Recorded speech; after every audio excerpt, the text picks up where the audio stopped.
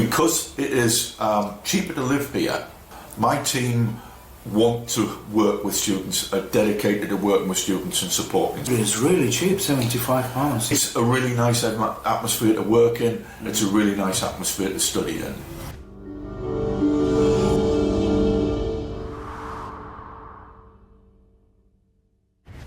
Are you thinking about studying by the sea? If so, we've got you covered. We recently visited Sunderland, a charming coastal city in the east of England, to bring you an inside look at the University of Sunderland. In this episode, we're sitting down with Rob, the director of the OnCampus International Centre, where students from all over the world begin their journey at this fantastic British university. Over the next 20 minutes, you'll discover everything from foundation and international Year 1 programs to the diverse student community at university, and why Sunderland is one of the most affordable places to live in the UK. With us today is Adil from Maryadi, an expert in international education. Enjoy watching. Sit back and enjoy the episode. Let's watch it. Tell me a little bit about the place where university is, right by the sea, isn't it? Yeah, it's a lovely place to be. We're on the River Wear. We're right on the banks of the River Wear here. The campus is on the riverside. People think that it's cold and grim in the north of England. It isn't. It's a lovely sunny day today. Beautiful and sunny. And I say to people, there's a clue in the name. Sunderland. The east coast of England. The weather is nicer than the west coast. The west they get rain. In the east we get the sun. So it's a lovely spot. Sunderland is a city on the coast. We have beautiful beaches, beautiful countryside. I'll take you to see the beaches. It's a small city, Sunderland. We're neighbours to Newcastle. Newcastle is possibly the more famous big city, and that is a metro ride away, just a short metro ride away. Sunderland and Newcastle are next door to each other.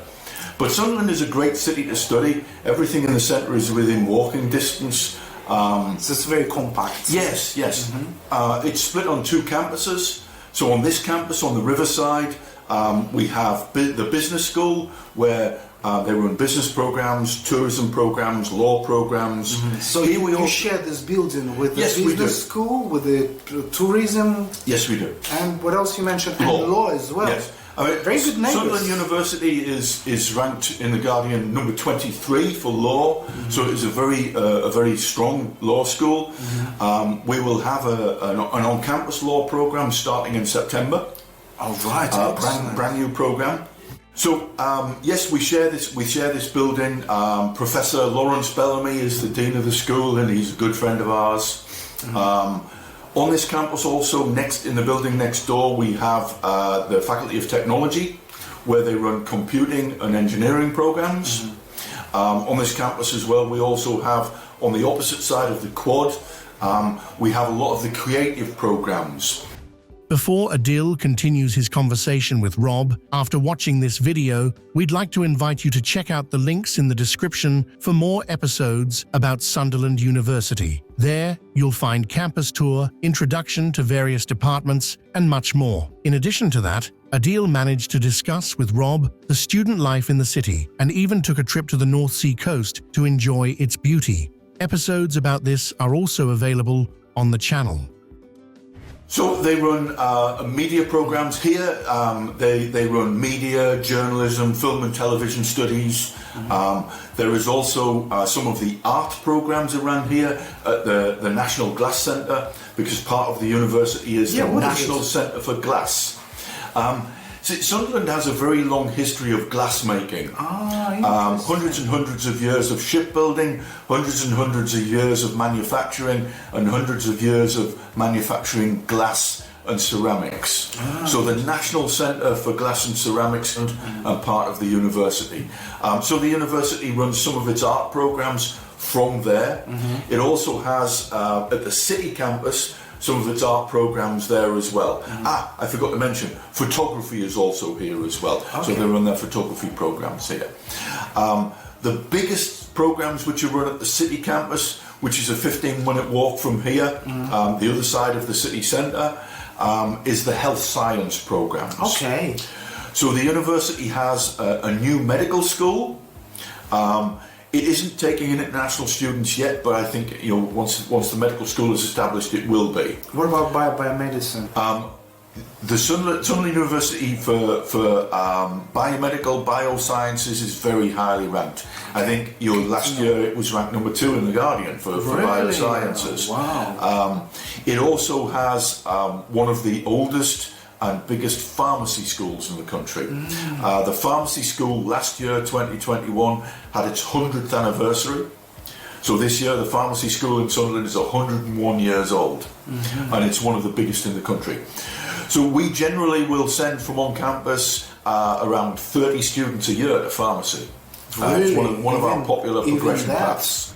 The new School of Medicine opened in 2019 and has become one of 5 new medical schools across the UK. It has attracted significant investments, which provide students with the opportunity to learn using the most advanced equipment. The Faculty of Medical Sciences and Wellbeing features a new curriculum based on problem-solving methods of learning, which focus on independent study and the practical application of knowledge. Access to programs related to medicine and pharmacy is quite competitive.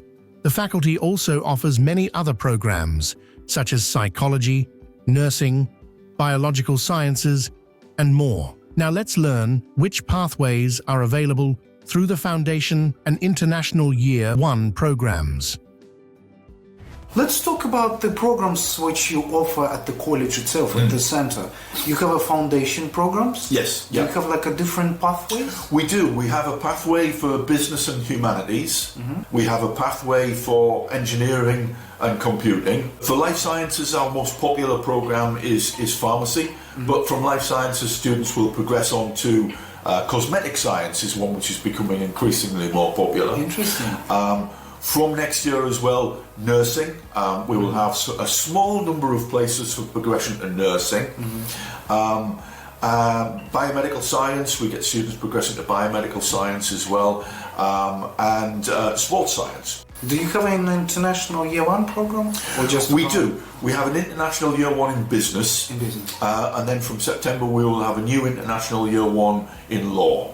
It's such a good program, yeah. For our undergraduate programs and for our international year 1 programs, we have them on an on-campus CAS, and also we have an integrated CAS with the university. Oh, good. So there is an offer for the UFP and the IY1 where students can do it on a university CAS. So it's one CAS for the foundation and the degree. One visa, isn't it? One visa. That's what that means. One Yeah. visa, One which visa is very for- convenient. One visa for 4 years, yes, or 3 years with an international year 1 So program. pretty much on-campus students, they're from the day 1, they almost university students. Oh, all of our students from day 1 are university students. We have a Because superb student cards and relationship. everything, yeah? Yes, absolutely. All of our students from day 1 are university students. They get all of the support services from the university. And I think that's really important. If a student is in need, has welfare needs, they are a university student and will get access to the help that they need. So they get all the benefits of being part of university. Yes. And at the same time, all the benefits of being part of the on-campus learning Yes. center Yes. because of the individual approach. That's right. That's what you That's offer. right. I mean, sometimes for students, going straight to university can be a Very daunting challenging. experience, Yeah. especially if English is not your first language. That's true. So when the students are with us, they'll be in small class groups. Our average class size is generally around about 15 or 16. Once the class gets up to around 20, we'll usually split it then into 2 classes. So we like to keep our class sizes small. That's good. Our students get a personal tutor. Every student will get a personal tutor that they'll meet with regularly. Our under 18 students also get an additional under 18 tutor that they will meet with regularly. Because of course students under 18, we like to keep a closer watch on them. In the UK, under 18 you're classed as a child, so they do need extra support. Of course, yeah. you're used to working with small groups and used to supporting students. And Sunderland is a very friendly city. The people from this area are very friendly. My team want to work with students, are dedicated to working with students and supporting students. At Maryadi, we guide our clients through every step of the admission process, offering a personalized approach for each individual. We know that getting into university can be challenging, which is why we provide consultations not only for those aiming for higher education, but also for anyone seeking academic or career advice. From selecting schools and universities to choosing the right study programs and assisting with visa applications, we're here to help. If you'd like to learn more, you can book a consultation using the links in the description. One of our managers will reach out to you. Now let's get back to Rob. One thing that's worth considering is that Sunderland is also a very. Oh, is it? It doesn't mean that the quality is any less. If anything, I think that because it is cheaper to live here, that actually makes it a better experience because you get more for your money. Yeah. It also means that my staff get more for their money. That's true. So what makes them happy? In the UK, there is very little difference depending on where you live on the salary in wages. Yeah. Very little difference. Yeah. But the cost of living here in the northeast is so much lower. Yeah. Your rent is what a about fraction. University fees? Are they lower than? The university fees are standard at $9,250, but then accommodation is a lot cheaper. The university here has accommodation from £78 a week. Oh right, that is really cheap, £75. Yeah. Because most on average is 120 to 150. Yeah. So it's very cheap. Something I always like to point out is that if it's a friendlier place to live for students, it's a friendlier place to live for staff. If it's a cheaper place for students to live, it's a cheaper place to live for staff. I can get better quality staff in the northeast than people in other areas of the country. So I have a fantastic team. They stay here a long time. Some of my staff have been here since we started 11 years ago. So it's a really nice atmosphere to work in. It's a really nice atmosphere to study in. About the weather here, Sunderland's weather reflects its coastal location in northern England, with a temperate maritime climate shaped by the nearby North Sea. Winters here are generally mild, and summers stay on the cooler side, rarely going above 20 degrees Celsius. While strong winds are common, especially in winter when the sea breezes pick up, severe frosts are quite rare. Rainfall is spread evenly throughout the year, though autumn and winter see the heaviest downpours. Summer showers are typically brief, and when it snows in winter, it tends to melt quickly. And in terms of students, how multinational your community is? We get students, our two biggest markets are from Africa and South Asia at the moment. But that sometimes changes from year to year. We still get a significant number of students from Southeast Asia, from China. We get students from the Middle East. We get students from Kuwait, from Saudi, from North Africa as well, Egypt, Morocco. And we get students from Southeast Asia. We get students from Malaysia, from South Korea, from Vietnam. So it's quite a melting pot of nationalities. Great. Do you have any airports around there? There's one airport in Newcastle. Newcastle Airport, yes. Newcastle's half an hour away, isn't it? Yeah. There is a metro in the northeast. So there is a metro station at Newcastle Airport. Okay. And there is a metro station just at the bridge here. Okay, so you can just take the metro and come here from Newcastle. Yes, you can. That's very good. And obviously flying from Russian-speaking countries probably through some European countries, changing flights. It would probably mean landing at Heathrow and then flying from Heathrow to Newcastle. Oh, even that? Yeah.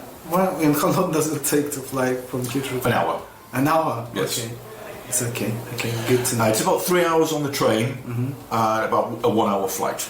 3 hours on the train, it's not... I thought it would be longer. No, it's about 3 hours on the train. It's about 3 hours on the train. It's good. And trains are very comfortable, there's a Wi-Fi in it, so You can sit and relax, and Yeah. in 3 hours you are here. Very good, very good. Okay, I'm very keen to see the campus. Sure. Shall we go? Well, that was quite an interview. Did you find it interesting to watch? Yes. We hope you learned a lot of new and useful information. If so, please support this video with a like. You can also subscribe to our channel, as we have many more diverse and interesting videos from various cities and universities, not only in England. And of course, don't forget about our social media, where we actively share content. A huge thank you for watching this episode until the end. We'll see you very soon. Goodbye for now.